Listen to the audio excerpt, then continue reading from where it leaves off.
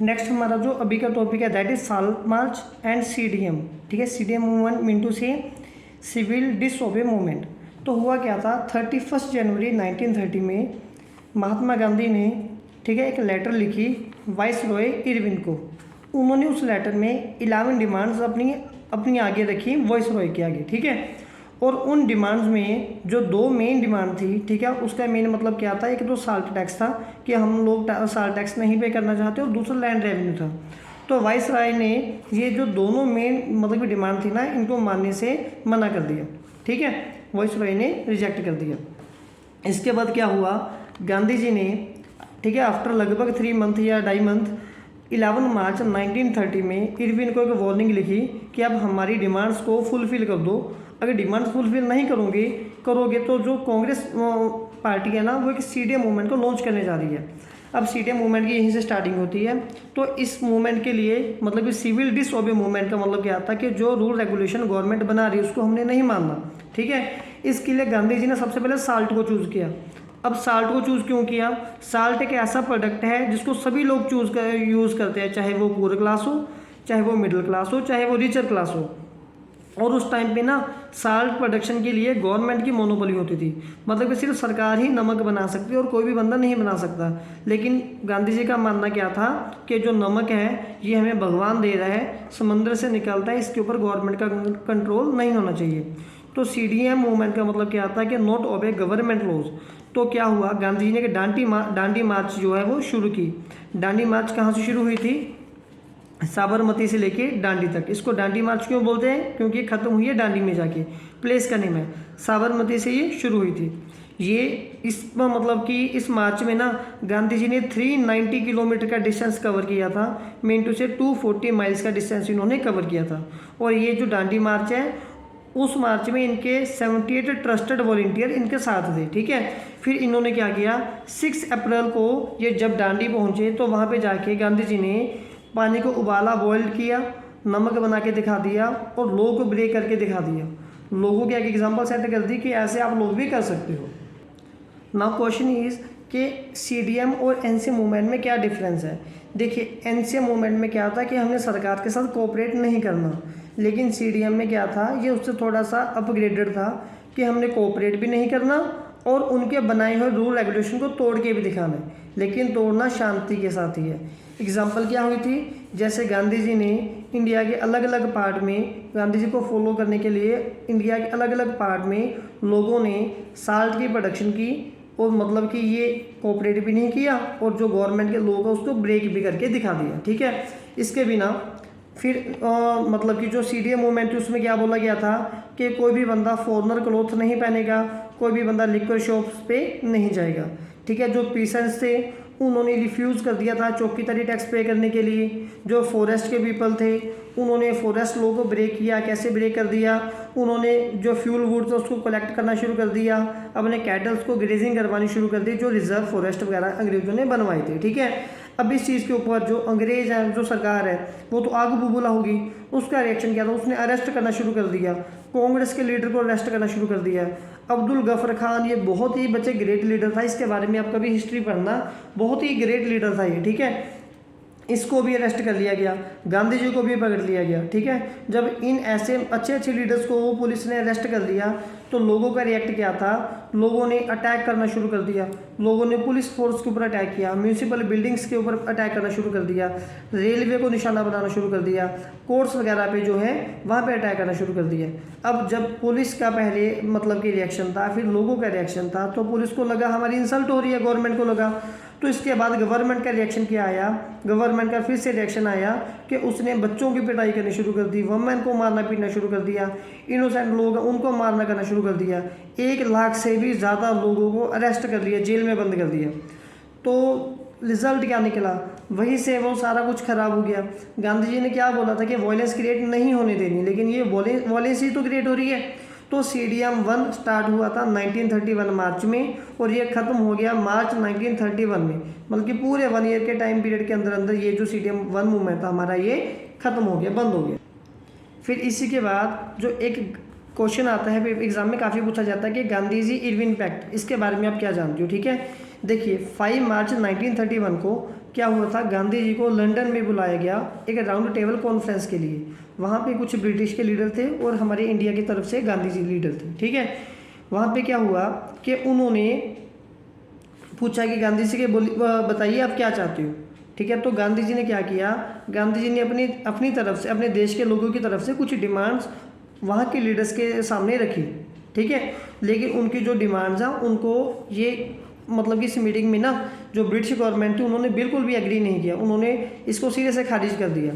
तो फिर इसके बिना क्या हुआ, अब देखिए जब जेल में बंद किया था उस टाइम पे तो गांधी जी को भी जेल में बंद किया हुआ था, लेकिन इनको छोड़ दिया गया था और इनको यहाँ पे बुलाया गया था राउंड टेबल मीटिंग के लिए। वहाँ पे जब इन्होंने अपनी कुछ डिमांड्स रखी वो फुलफिल नहीं हुई। अब इसके बिना क्या हो रहा था, जो गफर खान है या फिर नेहरू हैं या फिर और बड़े बड़े जो फेसिस थे उस टाइम पे कांग्रेस पार्टी के, वो अभी भी जेल में बंद थे, ठीक है। तो जब गांधी जी को वापस भेजा गया, वापस भेजते टाइम इन्होंने क्या किया, उस टाइम पे जो कांग्रेस है उसको इलीगल पार्टी डिक्लेयर कर दिया। तो मतलब कि जो CDM 2 मूवमेंट फिर स्टार्ट हुई 1932 में, लेकिन 2 साल के अंदर 1934 में ये भी जो है वो पार्टी वो बंद हो गई, ठीक है। अब हम ये देखेंगे कि हाउ पार्टिसिपेंट्स, जो अलग अलग लोग थे ना, मतलब कि जिन लोगों ने ये CDM 1 CDM 2 में मतलब कि पार्टिसिपेट किया, उन लोगों ने कैसे देखा इन मूवमेंट्स को। देखिए सबसे पहले सपोर्ट की रिच फार्मर ने, इसकी एग्जांपल है जैसे हम पतिदारों को गुजरात बोल देते हैं, वहाँ पे जो अमीर लोग हैं उनको पतिदारों बोलते हैं, ठीक है। जाट्स ऑफ यूपी बोलते हैं, ठीक है। इन लोगों ने काफ़ी सपोर्ट की। इन लोगों ने सपोर्ट क्यों की, पहले इनकी प्रॉब्लम क्या थी। देखिए उस टाइम पे क्या चल रहा था कि ट्रेड डिप्रेशन चल रहा था। ट्रेड डिप्रेशन के चलते क्या हुआ, एक बहुत बड़ा हिट मिला रिच फार्मर्स को, ठीक है। रिच फार्मर को कैसे हिट मिला, वो उनकी जो प्रोडक्ट की डिमांड है वो डिप्रेशन में चलेगी, डिमांड कम होने लगी थी, तो प्राइसेस बहुत कम हो रहे थे। अगर प्राइसेस कम हो रहे, डिमांड नहीं हो रही, तो ऑब्वियस सी बात है कि उनकी इनकम भी कम होगी। लेकिन सरकार वैसे ही बैठी थी उतना ही टैक्स लेने के लिए, तो गवर्नमेंट की रेवेन्यू भी जो वो कम हो रही थी, ठीक है, पे करने के लिए। फिर जो मतलब कि इन लोगों ने CDM मूवमेंट को सपोर्ट किया, और कैसे सपोर्ट किया, बाइकआउट करके। बाइकआउट कैसे किया, इन लोगों ने फॉरेन गुड्स को बाइकआउट किया और फॉरेन के प्रोडक्ट को बाइकआउट किया, ठीक है।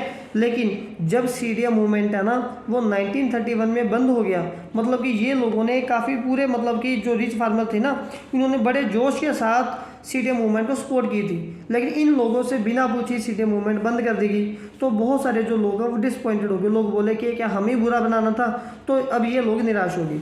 तो जब CDM मूवमेंट 2 लॉन्च हुई ना, तो ये जो जिन लोगों ने फर्स्ट कैटेगरी में जब लोगों ने CDM 1 को सपोर्ट किया था, तो ऐसे बहुत सारे लोग CDM 2 को सपोर्ट करने के लिए आए ही नहीं, बल्कि लोगों के आपस में दो फाड़ हो गए, दो कैटेगरीज बन गई। फिर जो पुअर पेशेंट्स थे, देखिए पुअर पेशेंट का ये मैंने ना एक छोटा सा स्केच बनाया, इसे समझाने की कोशिश करता हूँ। जो ज़मींदार है ये क्या करते हैं, ये रामू है ना, नाम से पता चलता है कि ये कोई ना कोई गरीब किसान होगा। ये जो ज़मींदार है किसी गरीब किसान को जो ज़मीन है वो रेंट के ऊपर देता है, और बदले में ये जो रामू उसको रेंट पे करता है, ठीक है। लेकिन अब ये रेंट कितना पे करेगा, और रेंट की जो प्रॉब्लम थी क्या था कि जब डिप्रेशन की प्रॉब्लम चल रही थी तो रामू की इनकम कम होगी। जब रामू की इनकम कम होगी तो वो रेंट को पे करने में अनेबल है, ठीक है। तो इसी तरह से जो पुअर पेशेंट्स थे, रामू जैसे पुअर पेशेंट्स, सब इनकी डिमांड ये थी कि जो रेंट वो लोग नहीं पे कर पाए, ये इनकी भी मजबूरी है। हालात को समझते हुए, डिमांड कम को देखते हुए, ये जो मतलब कि कम रेंट वाला सीन है ना, अब ये भी बंद कर दिया जाए, जो रेंट लोग नहीं पे कर पा रहे वो माफ़ किया जाए, ठीक है। अब इसके बिना लेकिन जो बिग फार्मर्स थे, मतलब कि जो ये जमींदार टाइप लोग थे, ये लोग भी तो कांग्रेस को सपोर्ट कर रहे थे। इन्होंने यहाँ पे किया ना सपोर्ट, देखिए फर्स्ट कैटेगरी में रिच फार्मर ने, ये भी तो सपोर्ट कर रहे थे। तो कांग्रेस फंस गई। कांग्रेस ने बोला एक तरफ बिग फार्मर है, एक तरफ जो स्मॉल फार्मर है, दोनों मेरे साथ हैं, अगर मैं किसी की बात मानूंगा तो दूसरा टूट जाएगा। और वैसे भी जो बिग फार्मर है वो कांग्रेस को सपोर्ट भी कर रहे थे, ठीक है। तो इस वजह से जो कांग्रेस है वो स्मॉल फार्मर को, इन जैसे लोगों को कोई सपोर्ट नहीं कर पाई, और इनके लिए नो रेंट कैंपेन वगैरह वो नहीं चला पाई, ठीक है। तो इस तरह से जो पुअर पेशेंट्स लोग हैं वो भी खुश नहीं थे CDM मूवमेंट से। थर्ड में आ गया बिजनेस क्लास के लोग। देखिए जब फर्स्ट वर्ल्ड वॉर हो रही थी ना, तो ये जो बिजनेस क्लास लोग थे तो प्रोडक्ट बहुत सारे महंगे हो रहे थे, तो इंडियन मर्चेंट ने ना बहुत ज़्यादा पैसा कमाया था, हद से ज़्यादा पैसा कमाया था। इन लोगों की तो चांदी हुई रखी थी पूरी, ठीक है। लेकिन जब फर्स्ट वर्ल्ड वॉर का थोड़ा सा टाइम शांत हुआ, तो जो इंडियन लोग थे ना, ब्रिटिश रूल ने इनकी पॉलिसीज़ को ऐसी पॉलिसी बनाई कि इंडियन लोगों को बिज़नेस को थोड़ा सा रिस्ट्रिक्ट कर दिया। अब ये पॉलिसीज़ की वजह से इंडियन मर्चेंट को जो जितना पहले प्रॉफिट हो रहा था उस प्रॉफिट में बहुत ज़्यादा गिरावट आ गई, बहुत कम प्रॉफिट होने लग गया। तो ये जो बिज़नेस क्लास के लोग थे, अब ये लोग अंग्रेज़ों की इस पॉलिसी से खुश नहीं थे। इस वजह से जो बिज़नेस क्लास के लोग थे उन्होंने सीडीएम मूवमेंट को सपोर्ट किया, और ये लोग चाहते थे कि अब ये जो ब्रिटिश की पुरानी पॉलिसीज़ है ना, जिसकी वजह से प्रॉफिट कम हो रहा है, वो ख़त्म की जाएँ और इसकी जगह पे न्यू पॉलिसीज़ को फ्रेम किया जाए। ठीक है। और इनका एक मेन मोटिव ये भी था कि जो इम्पोर्टेड गुड है, इम्पोर्ट मतलब कि जो दूसरे देशों से इंडिया में आ रही हैं उनको रिस्ट्रिक्ट किया जाए, उनके ऊपर बैन लगाया जाए ताकि इन्हीं के प्रोडक्ट बिके। ठीक है। अब इसके बिना जो ये जो सीडीएम मूवमेंट है, देखिए जब कोई भी मूवमेंट चलता है ना उसमें फाइनेंशियल सपोर्ट भी तो चाहिए होती है, तो उसको फाइनेंशियल सपोर्ट किसने की? ठीक है। फाइनेंशियल मूवमेंट सीडीएम को सपोर्ट करने के लिए सबसे पहले तो क्या था, लोगों ने रिफ्यूज़ करना शुरू कर दिया कि लोगों ने बोला कि हम ना तो इम्पोर्टेड गुड को सेल करेंगे ना ही परचेज करेंगे। ठीक है। इसके बिना जो इंडियन इंडस्ट्रियलिस्ट पीपल थे उन्होंने बहुत ज़्यादा फाइनेंशियल सपोर्ट की सीडीएम को। 1920 में जो कमर्शियल कांग्रेस एक मतलब कि बनी थी पार्टी, इस कमर्शियल कांग्रेस ने भी सीडीएम को काफ़ी फाइनेंशियली मतलब कि सपोर्ट की।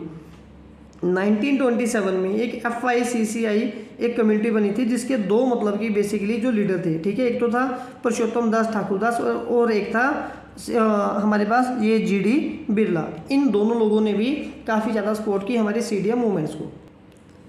फिर नेक्स्ट है इंडस्ट्रियल वर्किंग क्लासेस पीपल। इन लोगों ने कैसे सपोर्ट की? देखिए जो मतलब कि ये लोग जब पार्टिसिपेट करेंगे ना सीडीएम में, तो इन लोगों ने बोला कि हाँ जी हम लोग भी मतलब कि सपोर्ट करते हैं बाइकआउट। ये जो बाइकआउट वाला आपका कैंपेन चल रहा है ना, हम लोग भी उसको सपोर्ट करेंगे, हम लोग भी बाइकआउट करने के लिए रेडी हैं, जो जो चीज़ों को आप लोग बोलोगे। तो नागपुर में मतलब कि जहाँ जहाँ पे गांधी जी के प्रोग्राम लगते थे वहाँ पे हज़ारों की गिनती में लोग आ जाते थे इनको ज्वाइन करने के लिए। तो जो इंडस्ट्रियल वर्कर्स थे, ठीक है, वो लोग इसलिए अपसेट थे क्योंकि उनको काफ़ी कम वेजेस मिल रहे थे और उनकी जो वर्किंग कंडीशन है वो काफ़ी ज़्यादा पुअर थी। इस वजह से ये लोगों ने भी सीडीएम मूवमेंट को सपोर्ट किया। ठीक है। अब कांग्रेस क्या थी, कांग्रेस ने सपोर्ट किया इंडस्ट्रियल पीपल को। ठीक। अब यहाँ पे क्या हो रहा था कि जो इंडस्ट्रियल पीपल थे ना, सॉरी यहाँ पे थोड़ी सी प्रॉब्लम है कि जो इंडस्ट्रियल पीपल थे वो कांग्रेस को सपोर्ट कर रहे थे। ठीक है। इंडस्ट्रियल पीपल कांग्रेस को सपोर्ट कर रहे हैं, मतलब कि सीडीएम मूवमेंट को सपोर्ट कर रहे हैं। और यहाँ पे ये दो लोग आगे, जो इंडस्ट्रियल वर्कर है ये किससे परेशान थे? ये अपनी इंडस्ट्रियल पीपल से परेशान थे, क्योंकि इंडस्ट्रियल पीपल इंडस्ट्रियल वर्कर को जो ओनर है ना, ये इनको सैलरी वगैरह कम दे रहे थे। ये लोग चाहते हमारी सैलरी बढ़े, हमारी वर्किंग कंडीशन बढ़े, वही रिच फार्मर पुअर फार्मर वाला सीन है।